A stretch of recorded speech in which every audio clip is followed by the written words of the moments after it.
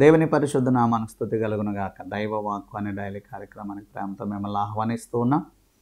దేవుని కృప మీకు తోడై ఉండను గాక.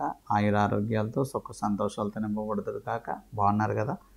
నిశ్చయముగా దేవుడు మిమ్మల్ని దీవిస్తారు. ఈ వాక్యాలు డైలీ వినండి, అనేక మందికి పంపించండి, సబ్స్క్రైబ్ చేసుకోండి.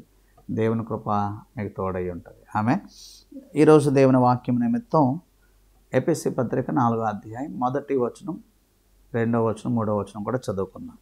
కాబట్టి మీరు సమాధానమును బంధం చేత ఆత్మ కలిగించు ఐక్యమును కాపాడుకున్నట్టు యందు శక్తి కలిగిన వారే ప్రేమతో ఒకరినొకరు సహించుచు మీరు పిలువబడిన పిలుపుకు తగినట్టుగా దీర్ఘశాంతంతో కూడిన సంపూర్ణ వినయముతోనూ సాత్వికముతోనూ నడుచుకొనవలెనని మిమ్మను బ్రతిమాలుకొనుచున్నాను అంటూ ఉన్నాడండి పౌలు గారు.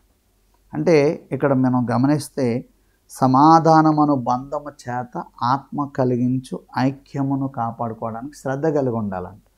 ఒకరినొకడు సహించుకోవాలంట. ఎలాగా? ప్రేమతో, సాత్వికముతో, వినయముతో మనం మన బంధాన్ని కాపాడుకోవాలి, దీర్ఘశాంతముతో మనం నడుచుకోవాలి అని ప్రభువు పౌలు గారి ద్వారా మాట్లాడుతూ ఉన్నారు. ఈ రోజుల్లో మనుషుల యొక్క స్వభావం ఏంటంటే విభజించి పాలించడం, ఎంత త్వరగా విడిపోతే అంత మంచిది అనుకోవడం. ఐక్యాన్ని కాపాడుకునే విధానం లేదు. ఏ సంఘంలోని ఈ రోజున ఐక్యత లేదు. సేవకుల మధ్యలో ఐక్యత లేదు, పెద్దల మధ్యలో ఐక్యత లేదు, విశ్వాసుల మధ్యలో ఐక్యత లేదు, కుటుంబాల్లో ఐక్యత లేదు. ఏమండి, ఎక్కడ చూసినా సమస్యలే, భేదాభిప్రాయాలే, ఎన్నో రకాల భేదాలు కల్పించుకుంటూ విభజించుకుంటున్న దినాల్లో మనం ఉన్నాం. కానీ పౌలు గారు రాస్తా అంటున్నారు, ఆత్మ కలిగించే బంధాన్ని మనం సమాధానంతో కాపాడుకోవాలంట. సమాధాన బంధాన్ని కాపాడుకోవాలంట. ఐక్యతతో ఒకరినొకరిని ప్రేమించుకోవాలంట. అంటే ఈరోజు చూడండి, ఐక్యతను కాపాడడానికి నువ్వు ప్రయాసపడాలి. అది దేవుని చిత్తం, దేవుని ఆత్మ సంబంధమైన బంధం. ఆత్మ ఎప్పుడు ఐక్యతను కలిగిస్తుందంట. ఆత్మ ఎప్పుడు కూడా సాత్వికాన్ని, వినయాన్ని, విధేయతను, దీర్ఘశాంతాన్ని కలిగిస్తుంది. అది ఆత్మఫలం. ఆత్మఫలంలో ఉన్నటువంటి భాగాలు అవన్నీ కూడా. ఈ రోజున సమస్యలు పెట్టుకుని, గొడవలు పెట్టుకుని విడిపోవటం ఆత్మ సంబంధమైన కార్యం కాదు. ఐక్యతను కాపాడుకోవటమే ఆ బంధం విలువ. ఈరోజు ఎంత త్వరగా తల్లిదండ్రులు వదిలేస్తే అంత మంచిది అనుకునే పిల్లలు మనం చూస్తున్నాం. ఎంత త్వరగా ఏమండి దూరం అయిపోతే బాగుంది. అందుకే ఈరోజు చూడండి, విడాకులు కూడా ఎంతో పెరిగిపోతాయి. బంధం కాపాడుకునే వాళ్ళు తక్కువైపోయారు. అలాగే ఆత్మ సంబంధమైన సహవాసం లేదు. ప్రార్థించేవారిలో ఐక్యత లేదు, పాడేవారిలో ఐక్యత లేదు, స్తుతించడానికి ఐక్యత లేదు. ఎవరికి వాళ్ళు నేను గొప్ప అంటే నేను గొప్ప, నేను అదంటే నేను ఇది, నీకు ఇది వచ్చు అంటే నాకు అదొచ్చు అనుకునే వాళ్ళే. కానీ మనమందరం కలిస్తే, అందరం కలిసి పాడితే, అందరం కలిసి ప్రార్థిస్తే, అందరం కలిసి దేవుని సేవలో ముందుకెళ్తే ఇంకెంత బాగుంటుందో. అందుకే 133వ కీర్తన ఏమన్నాడు? ఐక్యత కలిగిన సహోదరులు. ఐక్యత కలిగి ఉంటే, సహోదరులు ఐక్యత కలిగి ఉంటే ఎంత మేలు, ఎంత మనోహరం.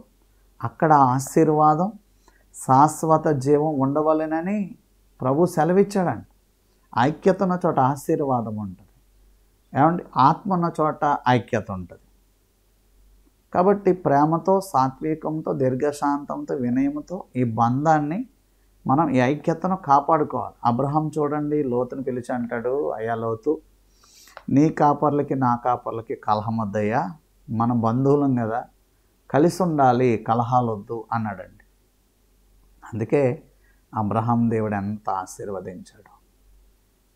ఐక్యతను కోరుకుని కలహానికి దూరంగా ఉంటే నువ్వు దీవించబడతావు. ప్రేమను కోరుకుని ఐక్యతను కాపాడుకుంటే నువ్వు దీవించబడతావు.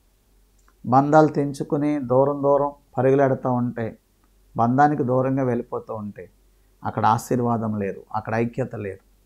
కాబట్టి ఆత్మ సంబంధించు ఆత్మ బంధాన్ని, ఆత్మ కలిగించు బంధాన్ని ఐక్యతతో కాపాడుకుంటూ దేవుని కృపలో ఎదగాలని, దేవుని కృప పొందుకోవాలని, మీరు అందరితో ఐక్యత కలిగి దేవుని ఆశీర్వాదం సంపాదించుకోవాలని దేవుని సేవకునిగా మీకు మనం చేస్తూ ఉన్న దేవుడు మీకు తోడై కాపాడునుగాక. ఆమేన్. పరిశుద్ధుడైన మా తండ్రి, మీరిచ్చిన మాటలో ఉన్న భావాన్ని ప్రతి ఒక్కరూ గ్రహించినట్లుగా జ్ఞానం దయచేయండి.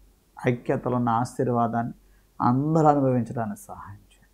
యేసు నామములో అడుగుచున్నాను తండ్రి. తండ్రి, కుమార, పరిశుద్ధాత్మ త్రియేక దేవుని కృప నిరంతరం తోడై కాపాడునుగాక. ఆమేన్. ఆమేన్.